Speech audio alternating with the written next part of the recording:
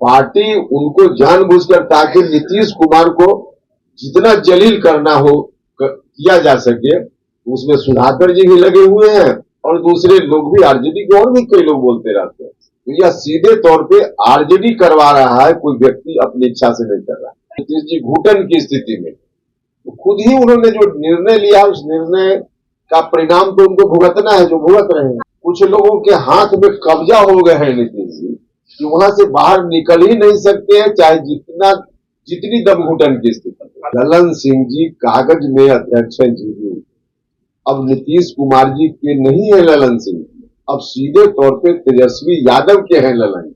नमस्कार, बहुत स्वागत है आपका लाइव बिहार में। मैं आपके साथ रूपम।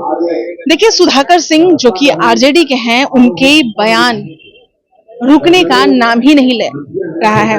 विवादों में लगातार सुधाकर सिंह रह रहे हैं और सुधाकर सिंह और ललन सिंह जो कि जदयू के राष्ट्रीय अध्यक्ष हैं, उनके बारे में आज उपेंद्र कुशवाहा साफ तौर पे कहते नजर आ रहे हैं कि भाई ललन सिंह की वजह से नीतीश कुमार का जिस तरह से वहां पर घुटन हो रहा है, क्योंकि इनकी वजह से ही, ललन सिंह की वजह से ही नीतीश कुमार बीजेपी से हटकर महागठबंधन में आए और आरजेडी का साथ वो आए हैं और ललन सिंह की वजह से ही उन्हें यह घुटन हो रहा है। सुधाकर सिंह पे भी उपेंद्र कुशवाहा कहते नजर आ रहे हैं कि सुधाकर सिंह अपने मन से कुछ भी नहीं कर रहे हैं, बल्कि उनकी पार्टी उन्हें करवा रही है।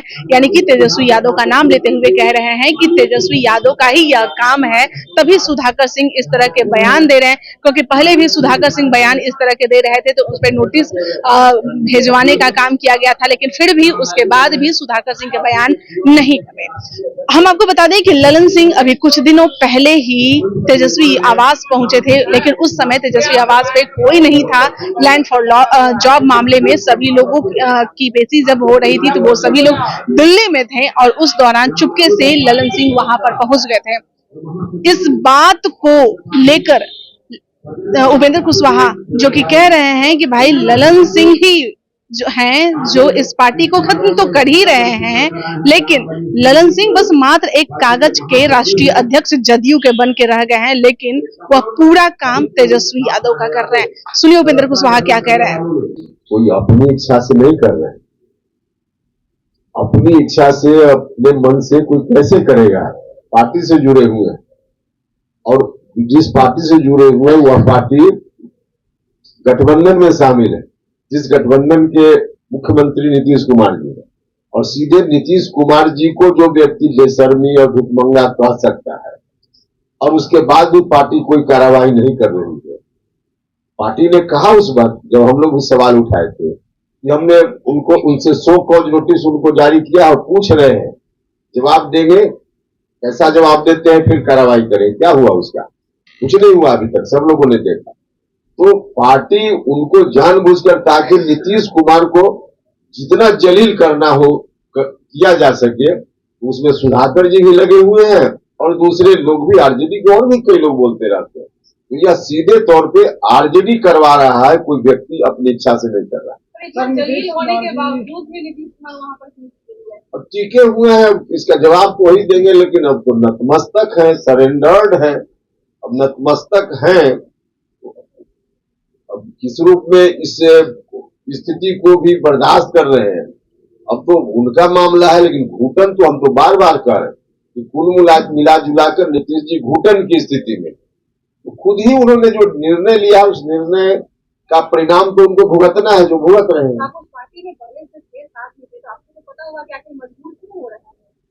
नहीं, मजबूर क्यों हो रहा है इसके बारे में तो कई बार हमने कहा भी है। एक तो जो लोग भी उनके आसपास हैं, नीतीश जी ने स्वयं कहा कि इन लोगों के कहने से हम आरजेडी के साथ हो गए। अब तो इस रूप में कुछ लोगों के हाथ में कब्जा हो गए हैं नीतीश जी, कि वहां से बाहर निकल ही नहीं सकते हैं, चाहे जितनी दम घुटन की स्थिति। भैया मुलाकात पर मुख्यमंत्री है, अब मुख्यमंत्री, हमको भी कोई जनता का काम होगा मुख्यमंत्री से मिलने चले जाएंगे, ये कोई बात है क्या? प्रधानमंत्री से मिलना, मुख्यमंत्री से मिलना या किसी मंत्री से मिलना, इसको कोई पॉलिटिकल नजर से देखने की जरूरत नहीं है। और मान लिया कि कभी कुछ पॉलिटिकल बात होती है तो पॉलिटिकल बात अलग चीज है। खालिद अनवर साहब ने आपको कहा है कि आप घर पे तो रहते नहीं है, फिर आपसे कैसे पूछेगा कोई भी जनगणना के बारे में? जो जनगणना करने वाले लोग हैं वो आपसे कैसे पूछेंगे? नहीं पूछा तो इसका मतलब कि गलत हुआ, कैसे पूछेंगे यह सवाल, लेकिन हमसे नहीं पूछा तो इसका मतलब कि उतना तो देख रही है। सर आपने कहा कि कितना बार बोले थे कि उन्हीं लोगों की वजह से महागठबंधन का ललन सिंह का भी नाम आ रहा था। लैंड फॉर जॉब मामले में जब तेजस्वी यादव का पूरा परिवार जब दिल्ली यहाँ पर कोई नहीं, तो उसमें ललन सिंह चुपके से तेजस्वी के आवाज पर गए थे, तो क्या यह कुछ चल रहा है? नहीं देखिए, हम तो बार बार बोल रहे हैं ना, ललन सिंह जी कागज में अध्यक्ष हैं जीबी, अब नीतीश कुमार जी के नहीं है ललन सिंह, अब सीधे तौर पे तेजस्वी यादव के हैं ललन जी।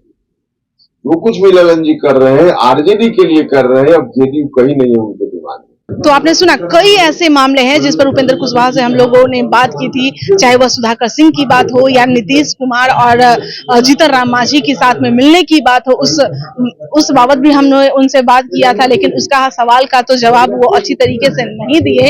लेकिन ललन सिंह पे वो कटाक्ष कसते हुए नजर आ रहे हैं कि ललन सिंह की वजह से ही नीतीश कुमार पार्टी से छोड़कर आए थे, बीजेपी पार्टी छोड़कर आए थे, और अब ललन सिंह तेजस्वी यादव के हो गए हैं, अब वो नीतीश कुमार के नहीं रहे। यानी कि इतना बड़ा आरोप लगाया जा रहा है, यानी कि कभी न कुछ जरूर आगे की राजनीति में जरूर होगी। अगर ललन सिंह तेजस्वी यादव के हो गए हैं, नीतीश कुमार के नहीं है, तो जाहिर सी बातें जो कही जाती है कि भाई बहुत जल्द ही पार्टी टूटेगी।